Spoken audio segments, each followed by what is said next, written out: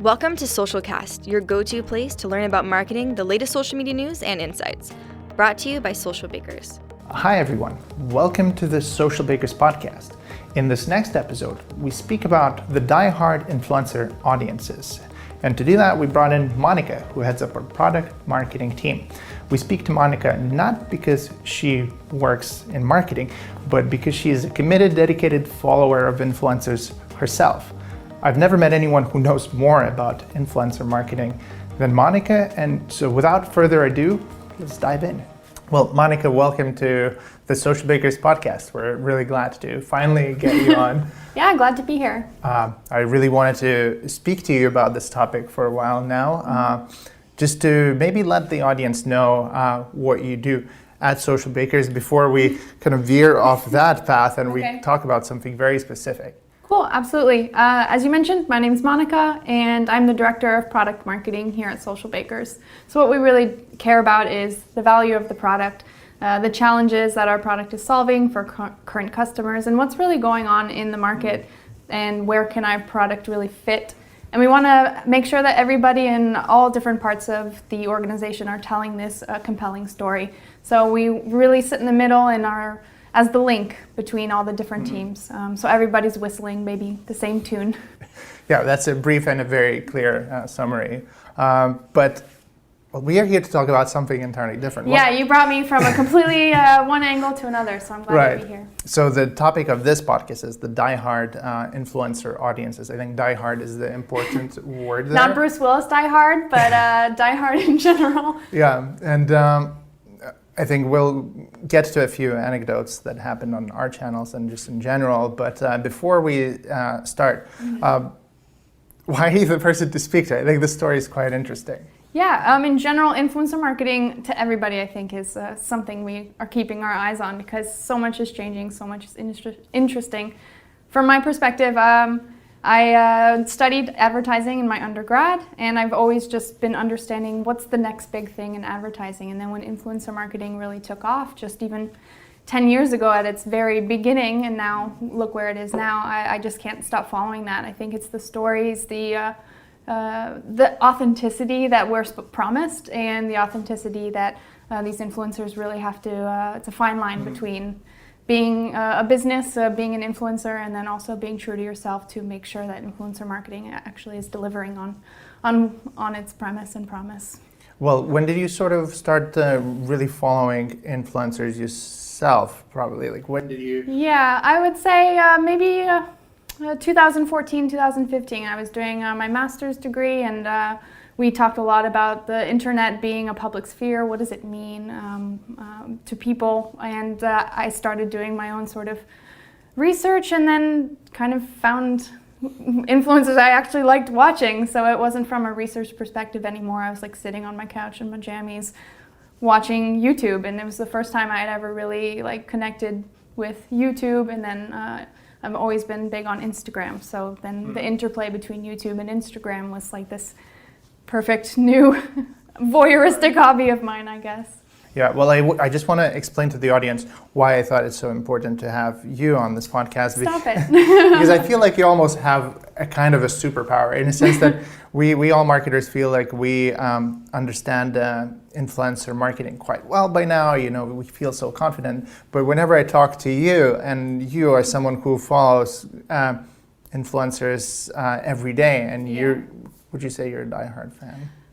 I guess I'm a diehard critic in a lot of ways too. Right. So yeah, fan critic. So from both sides. Sure. Yeah. So I realized that you have a totally different perspective on this industry from me, or I think from any other marketer, and you like have this sort of window to the world that others don't. And it's so important that we get a glimpse of it, because I think as marketers, we have a lot of assumptions about what the influencer audiences are like, how that world really works. And I think we only get a glimpse of it sometimes when it appears in the media, or we post something and all of a sudden we see that as a brand we're in an influencer feud and we're in that cross section. And yeah, so I thought it's really valuable to speak to you. Oh, glad to hear it. Yeah, I think what's interesting is if you are a marketer, you have to follow influencer marketing and the trends around that. But that's something you have to trigger yourself to remember to do, put it on your to-do list. And for me, it's just something that I'm always sort of it's always in the background. I'm always watching something, or so I think, yeah, because it's part of my daily life, then I don't have to remember to do it to check up on some certain influencers. And in general, since influencer marketing is it's so broad, I spend a lot of time watching the beauty community and the beauty influencers, which I think tells a lot about influencer marketing in general, because I think they're at the helm of every change. They're at the cutting edge of whatever's going on in the influencer marketing world. Yeah. Well, we're going to talk about some examples, I think, in a second. But if we talk about marketers, like me and others, what do you see people really get wrong? What are some of the assumptions that are totally misguided? From the brand side, working with influencers? Yeah, from marketers, yeah. I think people are very concerned about the payment. How much are influencers worth? Do I need to really work with the big ones? And they're really missing that influencer marketing is for everybody, because there's an influencer out there for everybody. And I think that the understanding of micro-influencers has grown so much just over the past 5 years, I think. So they're finally starting to get that right. But understanding it's not just as something that's transactional. You can build these relationships with these influencers, and they actually do care about the relationships. Influencers, I think especially, are getting a bad rap for being these money grubbers, how much will you pay me for this post? But you can build a really interesting and nice relationship that lasts, and I think the audiences of these influencers can really see when that's working well. So investing the time and energy in building these relationships. Yeah, that sort of should go without saying. It's essentially like building relationships in the real world. Yeah, but who has the time to build relationships? But it really pays off. So it's something you should really invest your time and energy in, because we talk about authenticity being the number one reason you work with influencers. That's not something you can get in a 5-minute phone call with them. You really need to build this day-to-day sort of relationship. Not day-to-day, but you need to build a relationship in order for authenticity to really shine through on their end. Okay, well, what about the audiences? Yeah. What are the maybe misunderstandings that we have about the audiences of these influencers, and in particular about just how deep that fandom sometimes goes? Right. If I can share an example from our own pages, the campaigns that we did. So I think a couple of months ago we posted on Twitter a list of top YouTube influencers, where we in one list included Lily Pons and PewDiePie. And we didn't expect what came after. It was a something. Yeah, it was. And it was a surprise to me that there's so much emotions attached to these names for the followers, and I didn't. It was crazy. Some 70,000, I think, organic views on that one video, and it was just because of the followers of these two influencers. Yeah, I think what's so powerful. Yeah, the audience is really it's beyond what you know from being a fan of a celebrity, for example, because you do get this open door policy almost to these influencers' lives. They are really more transparent than celebrities have ever been, because maybe they're not trying to protect any sort of privacy, financial assets. These influencers are just like you and me, the stars. They're just like us. But I think the fandom grows so much because you see them if they're filming YouTube videos, they're in their bedroom or they're in their living room or something like that. So you from the very beginning, if you start following an influencer and then you watch them grow in popularity, you always have those like OG fans, I think, that are really with you from the beginning. You'll see in the comment section all the time, like, I started watching you 5 years ago, it's great to see your success, things like that. So the fans, they are loyal, they'll stay with you. And for example, I've been following a few beauty influencers now, since 2014, and their channels have gone from 100,000 subscribers to almost 1 million subscribers. So how does their content change? And that's a journey to watch in itself. Yeah, that is an entire different topic to discuss, but also worthwhile discussing is how does their content change. But I imagine it's kind of like being there for a friend, where you watch them grow and become. You watch them cry, you watch them say, I was too tired to put up a video, or I haven't posted on Instagram a lot. I know this is my job. You watch them go through the pressure of trying to please you, and you're like, it's okay. It's okay if you miss an upload or things like that. So I think that's what's really interesting is compared to following celebrities, for example. And it's just like that closeness and that more intimate relationship, I guess, than you would have with following celebrities. Right. It's all about that communication, and I imagine it's when influencers get sick, the audience is also very concerned. Yeah, absolutely. And I think that's what brands need to also pay attention to or be aware of, is that the relationship can be super intense sometimes, and for the audiences and the influencers, that if you come into that relationship, you're part of that sort of pact, if you will. So you really need to understand their audiences and understand the influencers before you really insert yourself into their narrative. Yeah, you don't know what part of someone's life you're inserting yourself to. That relationship has taken some, like you said, since 2014, and at some point you're just plotting yourself in there, and you may just be a completely the wrong moment for. Yeah, absolutely. And I think that's what's super cool too, is that when you see a YouTuber or even an Instagrammer grow in popularity, what brands are they talking about now? How have they changed? What are they interested in now that they weren't before? Do they have to stay true to themselves, or are they given room to grow? And I think the audiences really help define that as well. Are your audiences, not going to let you change and grow as an influencer, or are they going to be with you as you go from some of these influencers start when they're 16 and now they're, 25. So that's quite interesting. So these audiences actually change. They sometimes don't stay the same, or they move to a different influencers or something.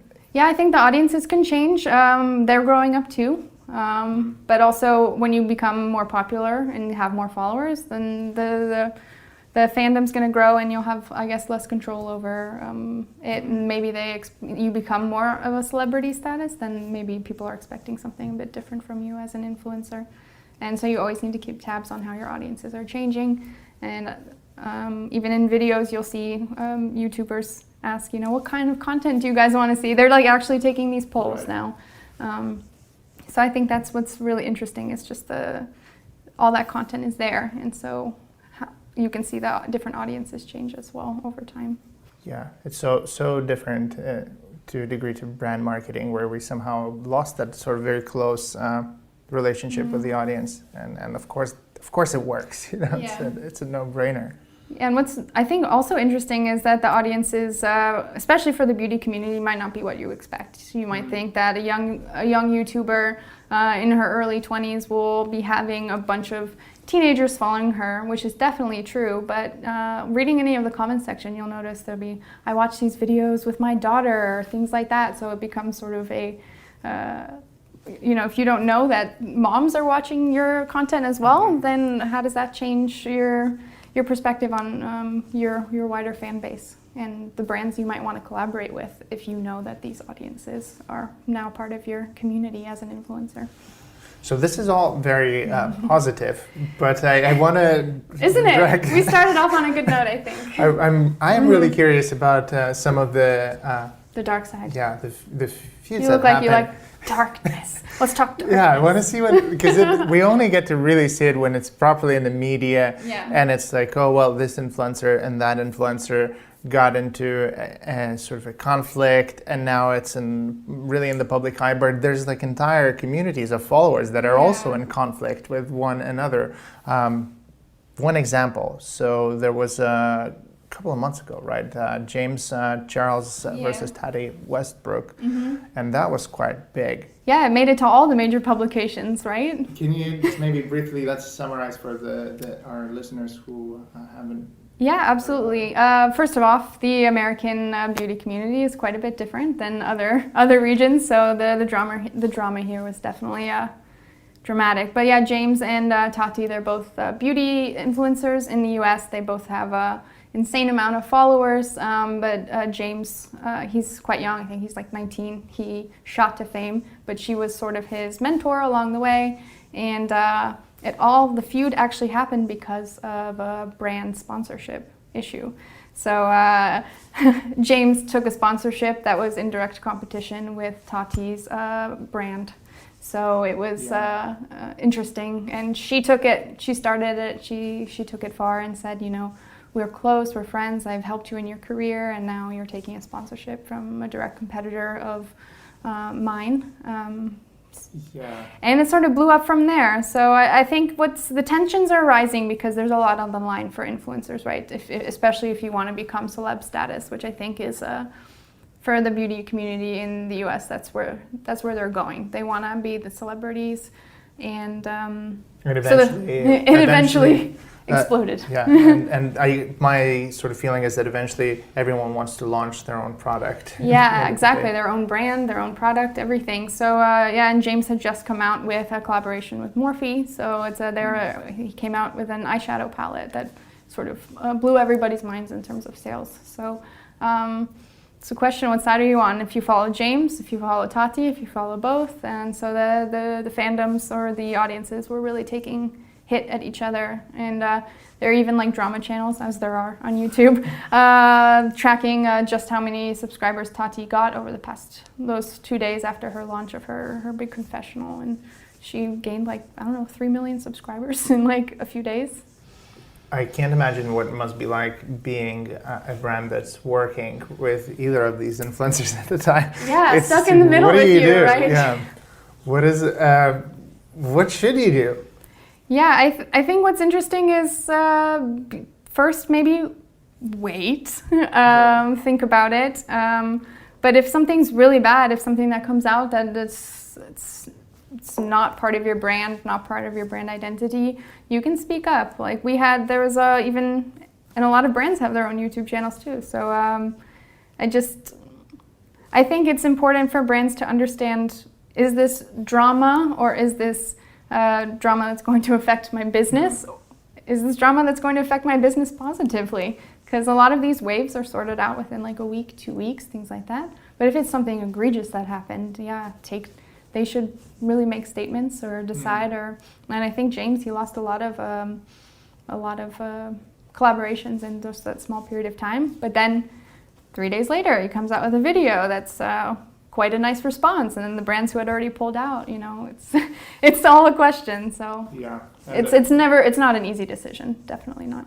And of course, it's a lot of money in it, and for one influencer, let's say if that's all the money, that's your income, essentially. Mm-hmm. And if the brands start pulling away from you, it's pretty tragic. Yeah, absolutely. I remember there was another feud about maybe a few months prior to that with a bunch of other beauty influencers, and there was one brand, BoxyCharm. They decided to put up their own video response and saying, yeah, we've decided to let go of this person, let go of this sponsorship, things like that.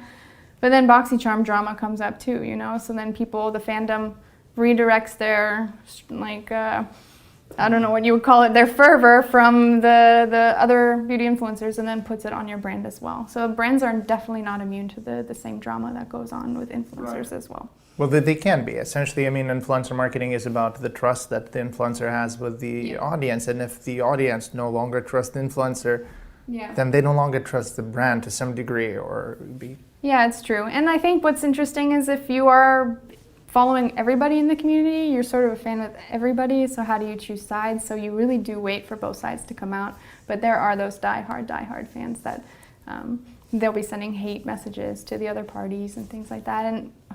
And that it's never good to be spreading around that dark side, I don't think. So it's tough. Maybe we don't have to go that dark in this podcast and see how those channels look like, but I imagine it's there, and it's strange and so foreign how polarizing it is. Yeah, but if you think about anything, things that are polarizing get a lot of engagement. Things that are polarizing are really interesting sometimes, anytime we're even watching political debates, things like that. Influencer marketing is not immune. Yeah, well, so maybe could you say that any attention is good attention in the long run? So even for James Charles in the end? It depends, because I do think that the internet does have quite a short memory. So James, I don't think he suffered at all. Tati, she just came out with her own beauty line last week, and a new eyeshadow palette, and she's got 3 million fresh new subscribers. So I haven't seen any major backlash, even with like some of the drama that goes on with PewDiePie. He hasn't suffered, which is questionable as well. How short the memory needs to be, how long does the memory need to be, and I think it could be just a hair longer. It almost seems counterintuitive knowing that everything on the internet just sort of stays there, but at the same time, it doesn't go far back. Exactly. But the fans do remember, and they can always bring things up when they feel They feel like they need to So even as a rehash brand, old wounds. I don't know. I imagine even if you're a brand, it could be quite sensitive if your partnerships are brought up from the years sort of back. Absolutely. And beauty brands as well, they get into their own dramas. So they should, it's not just the influencers that are stirring the pot. So it sounds like it could be a minefield for a brand. Absolutely. You're not starting your beauty channel up right now? Is this not where you're getting tips? Right. Well, this is the sort of the guide that I'm trying to build for myself. But I need to have a few more tips. All right, I'm ready for it. So if you're starting as a brand these sort of collaborations, and it seems that you really need to understand the audience of any of the influencers that you think about pairing up with, how do you go about it? Where do you start? I guess it's just deciding how involved you want to be with that influencer. I think what's still very popular in the beauty community is sending non-obligation PR packages of new products. And I think a lot of brands might forget that this is quote-unquote free because you're just sending over your latest launch to a big influencer and you're hoping to get featured in their Insta stories, you're hoping to get featured on their unboxing videos and things like that. So PR can go a long way in how much is a new batch of your products really going to cost you. And in general as well, there's affiliate codes, there's ad videos, or even you can just be featured in like a September products video. Your one product could be mentioned and you could be spending a lot of money on that versus you're being mentioned in PR. So there's a lot of different avenues that can go with working with influencers. And I think what's very interesting is if a beauty influencer knows that they're gaining traction by the types of PR packages that are coming in month after month.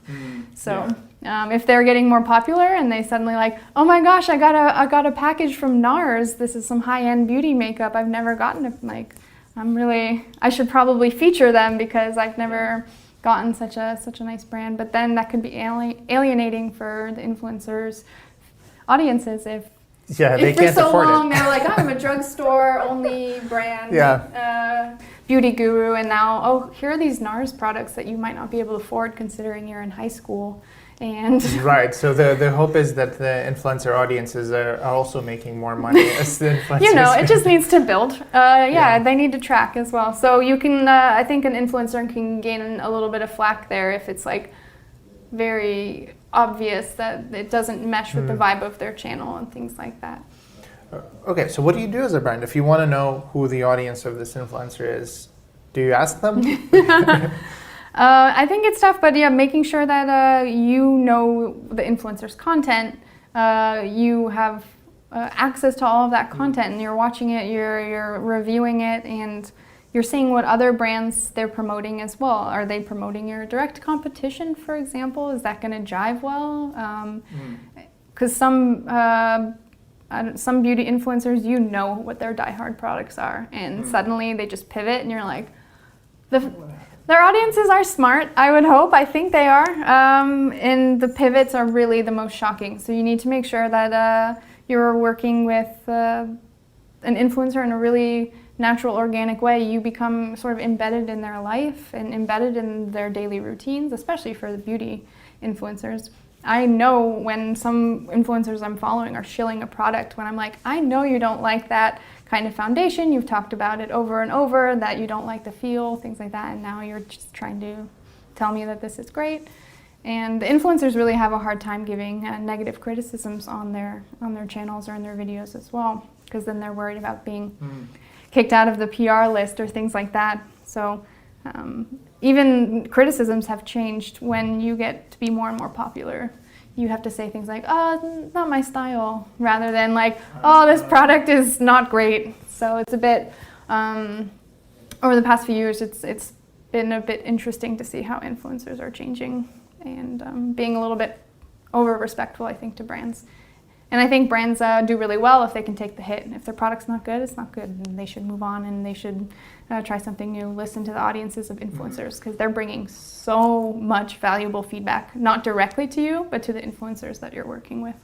Yeah, it almost sounds like you have to yourself become a bit of a diehard influencer or follower if you want to do well as a marketer in this area. Yeah, I think it sounds like it would take forever or a lot of time. It's if you can make the process easy enough, then you can spend the time where it counts, which is really spending time understanding the content, understanding what the influencer's interests are and things like that. I think that's where, if you can get rid of all the noise and horrible experience of searching for influencers and streamline that process, then you can spend time where it really actually will count.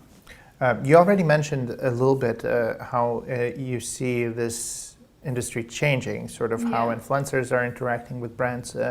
Do you see, what else has changed in the past year? Is it content, something similar? Well, what I've been noticing lately actually is celebrities coming down a notch to become influencers. So, for example, some of these 90s stars we know and love, like Jennifer Garner or Reese Witherspoon or Sarah Michelle Gellar, diehard Buffy fan here, they're not in many films or shows anymore because they've dedicated their time to other projects and they're using social media to influence people in this way, whether it's doing YouTube videos or even spending a lot of time on Instagram reviewing products. So you can see they're not just promoting their new brands, their own brands. Sarah Michelle Gellar has a new food brand, but she's also promoting other projects. She's promoting books, she's promoting all this stuff. So these celebrities, they've taken actually a step back from the spotlight and being more authentic and more organic and learning a thing or two from influencers. So that's been a very interesting journey to watch, I think. That is just fascinating. Is it? I have Thanks not for humoring me. I have not considered this. This Yeah. is really interesting. It's as if, we almost have to advise some of the celebrities that just they still want to act. Perhaps better off doing a bit of influencer marketing. Yeah, exactly. And I think Jennifer Garner is really hitting the mark well. She has a new organic baby food line that's her own, but her videos are so real. You'll see her out on her farm, you'll see her hanging out, you'll see her cooking in her kitchen, and she's really, like I said, inviting us into her home, and she's feeling less Jennifer Garner-y than she's ever been, More real in some sense. Exactly. And actually I told my sister about Jennifer Garner's new baby food line. My sister purchased it for my niece. So she switched baby food lines because of Jennifer Garner's original and relevant content. Wow. Okay. Yeah, it really proof that influencer I'm bringing it really impact. personal now. So. All right, I have some more questions for ready. you as well. Mm-hmm. So what about the fans? So we see this sort of community change and different kind of influencers, how influencers communicate with brands, but are the audiences, like you said, I think you said that they're getting a bit more suspicious about some That's a great way to put collaborations? it, yeah. Yeah, but what else is changing in the audiences? I will go a little bit further on the suspicious train, and then I'll give you a little bit more. What I think is super interesting is that audiences expect a lot from their influencers in terms of integrity, if they've been following them for a long time, and they see how, if they're growing from some humble channel to some larger influencer, they're expecting that same sort of authenticity and integrity. And you'll see this, some beauty influencers recently went on a brand trip with Benefit Cosmetics to Tokyo, and it's a gifted trip. And this is a whole other ballpark of how do I advertise this on my channel while still making sure that my fans know that this is advertising. And influencers have a very hard time with the whole gifted trip thing because it's a free trip, but obviously there's something expected in return from them. And one of these influencers, they were not they were saying gifted, but they weren't saying ad anywhere. And their fans were actually calling them out. They're like, how hard is it to let us know? So it's interesting. And the influencer was complaining a bit, saying, it's a promotional trip, it's gifted, they didn't pay me anything. And they're like, yeah, but what does your contract say? If you didn't post any photos from that, what do you think the brand would have done? So it was I think they make sure to keep the integrity of influencers up. The fans really do, so that they can feel comfortable still being part of the community, maybe. That is fascinating. That's the fans themselves are policing. Exactly, and they deserve a little policing, to be honest. Yeah. But I think what's also fans are becoming so they're becoming more suspicious, but they're also their love is really there when things are going great. So when you've made it as a beauty influencer, you'll probably do a product collaboration with a brand. And if you do a product collaboration, those fans are buying those things. Even in our small and lovely country of the Czech Republic, we have a beauty influencer here, Petra Lovely Hair. She came out with a eyeshadow palette just last year, and it was selling out all across Czech Republic. People were taking pictures, they were buying it. The fans will go out, they will buy this stuff just because it has the influencer's name attached to them. So these are the new Air Jordans of the beauty industry, I guess. Yeah. So they're very suspicious, but they also will give credit when the influencer has been working really hard, building up their name. They will financially support them. That is, yeah, of course, yeah, they trust them. Yeah. It's essentially, and great marketing, it is about trust, and exactly. they mastered that art in a sense. Yeah, the good ones do, and you know, we always say social media is free. It's free to watch these videos. It's free to log on, but they will spend their money on these influencers and in a way to give back. I know some people are like, I probably won't use this, but I want to support this influencer, so that's why I bought it and things like that. So, you mentioned that in the previous example that you used about the sponsored trip to Tokyo. You want to go? No, I found it interesting that the audience was asking them to use the hashtag ad, even though the influencer should know pretty clearly that this is the rules of sort of any sort of sponsorship, I suppose. But it's a gray line. It's not an ad though, right? It's a gifted trip. So then the influencer's like, so should I put hashtag gifted, hashtag ad, hashtag... And like, especially in the UK, the guidelines for influencers have become super defined, or defined for the first time, not super defined for the first time. And the influencers are really navigating what that means for them. Before, if they just used a product that was gifted to them, they might not have had to disclose that. But now if you're even using gifted products that you didn't get, then you should be disclosing that, because then your audiences are wondering how you can afford this lavish lifestyle. Right. They want to emulate that. Influencers are the ones you want to emulate. Then it's going to be an issue, especially in terms of transparency of how you can live this sort of life without having promo content, without having gifted products and things like that. Yeah, that's something that we saw in the data as well. The hashtag ad usage. We haven't released the report yet, but it's coming, the Q3 trends report, where we look at the hashtag ad usage among influencers. And maybe it's related to what you're saying, but it jumped immensely in this quarter. Just this quarter? Yeah, just this quarter. So there's obviously something... Just that Tokyo trip. No, just that one trip. But something in the community is there's maybe warning signs or something that like, hey, you really got to use this. Yeah, and I think it's great that influencers are being held to such high standards. You know, if they have such privilege to influence us and take the time, we take our time to spend with them. I think it's great. The issue is, a lot of these influencers are quite young. They're navigating business for the first time. They're sitting in business meeting rooms, pitching to them, new product collaborations, and they're like 19. So it's a whole big world. So sometimes it's about cutting them some slack. Hopefully they get some great advisories behind them, but it's a tough world to navigate, especially when you get all this free stuff. Yeah, I can't imagine myself in my early 20s being in that sort of situation. Bad decisions would have been made for sure. Exactly. All right, sounds good. But maybe the brands then have to help a little bit in some sense. Yeah. Maybe my next question is about this. About the transparency between the collaborations from the brand side to the influencers, vice versa. Where's that going? I think like there's been a lot of progress in terms of transparency. What is your take on it? I just think brands are starting to really see that it pays off, and anything that is positive, I think brands will really start to pay attention to and emulate.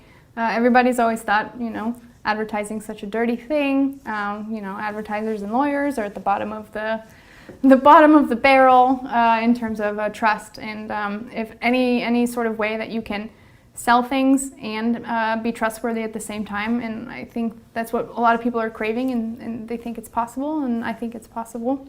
And so if brands can, I guess, be over transparent, maybe that'll sort of shift the balance a little bit. And I don't think it's in their, I think it's definitely in their favor to be transparent about things. And there's probably the technical side to it as well, that with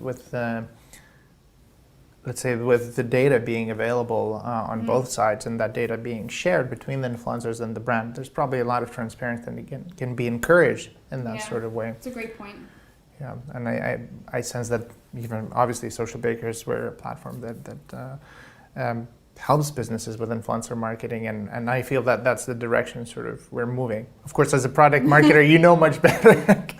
Yeah, absolutely. I think that's what's so important, is that you make a great point. Data is accessible, and it tells the story. This ads hashtag thing. So I think it's so important for brands to realize that if they're the ones that are on the forefront of giving their audiences the transparency that they deserve, then they're the ones that are ultimately going to be successful. And they don't have to hide that they're selling anything, because people need to buy things, in theory.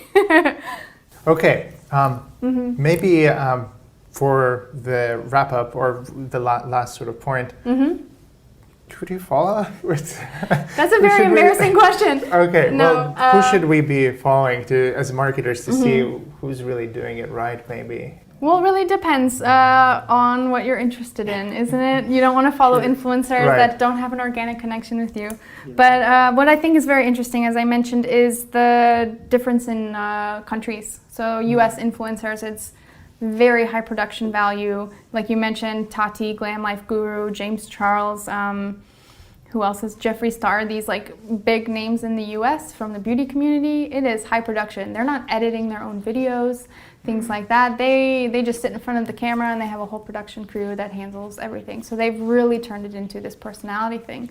Where in the UK, there are still huge names, but there are also smaller influencers with 500,000 subscribers who are sitting in their bedrooms still, who are recording and editing their own videos, who are promising that, oh, I was sick, I'm sorry, I'm gonna get this video up. And there's also though, this one other side is a influencer in the US, Emily Noel. She's been on YouTube for 10 years, and she's never done a brand sponsorship. And she has over 1 million subscribers, and she just came out with her first product collaboration last year. She's never done a sponsored video. So that's curious. She's a very interesting influencer, because you can really trust the things that she says. But you just said she did the first collaboration. Collaboration, yeah. So in terms of she developed 2 new eyeshadow palettes with Makeup Revolution, but she has never done an ad video in her life. And that was her commitment, and 10 years. So she's one of one of the ones that has been on the longest, and she saw the rise of influencer marketing, and apparently then was standing close to her own moral compass in terms of because these influencers, they don't necessarily need to make money off of ads. They can make money off of views, right? Yeah, so it's. Yes. So if you're on YouTube, you're doing well. I'm sure she's still making quite a chunk of money. And then you'll have other YouTube influencers like Kathleen Lights, for example. She's done collaborations, maybe 10 or plus collaborations with one brand. So she's not fickle and like choosing millions of different brands to collaborate with. She always is collaborating with one brand, creating palettes for that one brand, ColourPop, which I think's people are like, oh, another brand, another ColourPop, but other people are like, hey, that's cool. She's really committed to this brand. She trusts this brand, that she works with them over and over again. So I think that's a bit interesting. Yeah, again, that same word, trust. It's just probably the integral thing to influencer marketing. Yeah, exactly. And real trust, not this like veneer of trust, good enough trust. Yeah. So that's, I think, the hardest thing to figure out is what's the veneer and what is actually speaking louder than this veneer. Yeah.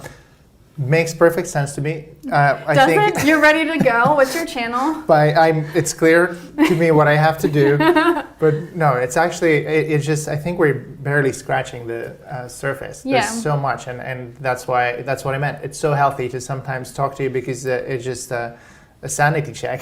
Is it? Or does it just whip you in like a new tizzy that you've never, now you have to go home and think about this stuff? Yeah, well, it just, my confidence goes down a bit, and maybe that's a good thing because it makes me sort of read up about this stuff a lot more. So thank you so much for shedding light on this topic. Yeah, thanks for having me. I'm glad that you saw some value in the things that I shared today. Yeah, and I hope we'll have you again when the next influencer drama unfolds. Yeah, 2020. Yeah. I like it. Thanks a lot. Yeah, thanks.